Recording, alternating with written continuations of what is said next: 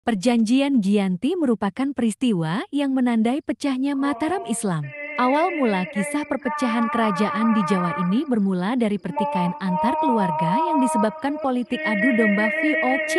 Konflik saudara tersebut melibatkan susuhunan Pakubuwana II Pangeran Mangkubumi dan Raden Mas Said alias Pangeran Sambernyawa. Berdasarkan silsilahnya, Pakubuwana II raja pendiri dari Kasunanan Surakarta dan Pangeran Mangkubumi adalah kakak beradik yang merupakan sama-sama putra dari Amangkurat keempat 1719 sampai 1726. Sedangkan Raden Mas Said merupakan salah seti cucu Amangkurat IV atau lebih tepatnya ialah keponakan dari Pakubuwana II dan Pangeran Mangkubumi.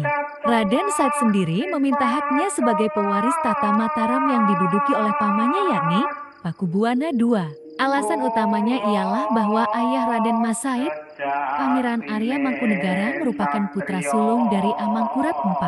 Oleh karenanya, Arya Mangkunegaralah yang seharusnya menjadi Raja Mataram meneruskan Amangkurat IV. Namun, karena Arya Mangkunegara sering menentang kebijakan VOC, akhirnya berimbas harus diasingkan ke Sri Lanka hingga meninggal dunia. VOC pun kemudian menaikkan putra Amangkurat keempat lainnya, yakni Pangeran Prabu Suyasa, sebagai penguasa Mataram selanjutnya dan bergelar Pakubuwana II. Ketika Pakubuwana II memangku tampuk kepemimpinan Mataram Islam, ia memindahkan ibu kota kerajaan tersebut dari Kartasura ke Surakarta pada 17 Februari ke 1745.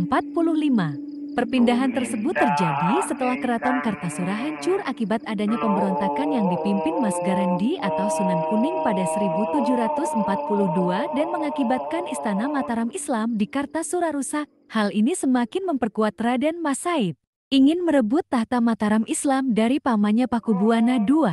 Karena memiliki tujuan yang sama, akhirnya Raden Mas Said bekerja sama dengan Pangeran Mangkubumi untuk merebut tahta Mataram Islam dari Pakubuwana II yang dibantu oleh VOC.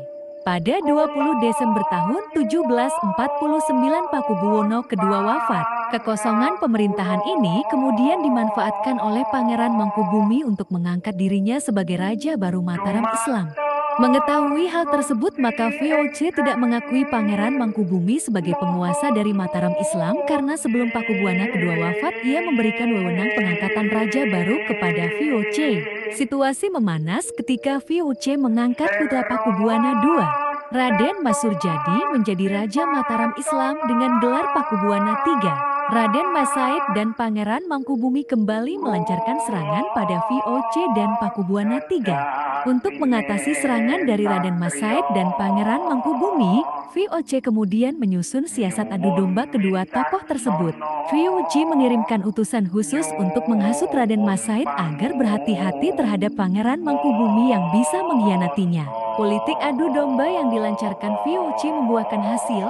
Pada 1752 terjadi perselisihan antara Pangeran Mangkubumi dan Raden Mas Said. Hal ini kemudian dimanfaatkan oleh VOC untuk berunding dengan Mangkubumi. VOC membujuk Mangkubumi dengan menjanjikan setengah wilayah kekuasaan Mataram yang dipegang Pakubuwan III. Pada 22 sampai 23 September tahun 1754 VOC mengadakan perundingan dengan mengundang Pakubuwana III dan Pangeran Mangkubumi untuk membahas pembagian wilayah kekuasaan Mataram, gelar yang akan digunakan, kerjasama VOC dengan Kesultanan. Perundingan ini akhirnya mencapai kesepakatan dengan ditandatanganinya Perjanjian Giyanti pada 13 Februari tahun 1755 yang membagi kerajaan Mataram Islam menjadi dua bagian yaitu Kasunanan Surakarta dan Kasultanan Ngayogyakarta.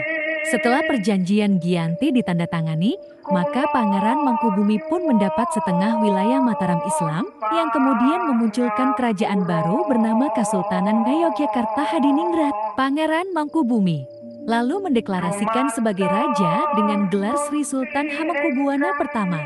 Dengan demikian, maka riwayat kerajaan Mataram Islam telah berakhir baik secara de facto maupun de jure. Sebagai wujud nyata di mana telah berlangsungnya kesepakatan atas Perjanjian Giyanti ini, maka dibangunlah Monumen Perjanjian Giyanti di Karanganyar, Jawa Tengah. Wujud situs ini berupa batu prasasti dan juga terdapat pohon beringin. Sumber referensi Mardiono, ke-2021, Genealogi Kerajaan Islam di Jawa, Yogyakarta.